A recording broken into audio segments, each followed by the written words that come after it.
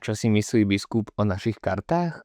Požehnaný deň, milí priatelia, alebo možno to pozeráte aj večer. Mladí našej arcidiecézy, konkrétne Janko, mali taký zaujímavý nápad, že nájdu kreatívnu formu predstavenia svätých. Z dnešného vizuálneho človeka, ktorý má rád obraz, ste pripravili vizuálne podnety k tomu, aby si uctievali svätých, aby pochopili, kto sú ich patrónach. Ako to funguje? Určite. Je to vlastne zberateľská hra, kde môžu sa ľudia dozvedieť viacero 50 svätých.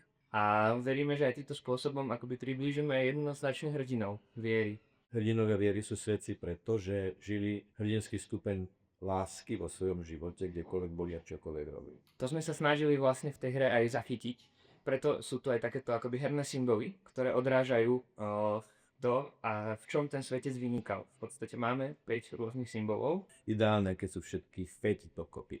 Ale to už je potom náročná celoživotná cesta, však? A presne tak sa volá aj tá hra. Cesta učeníka. Dobre, predstavme si, že naši priatelia, ktorí nás pozorujú, by mali o to záujem. Čo majú budú? Momentálne prebieha kampaň na Donio, kde sa dá podporiť vlastne akoby vytváranie tejto hry. Keby touto hrou čo len jeden človek ešte hlbšie začal milovať Pána Ježiša, aj cez srdce Panny Márie, je to skvelé. A už teraz je to skvelé, veľmi odporúčam.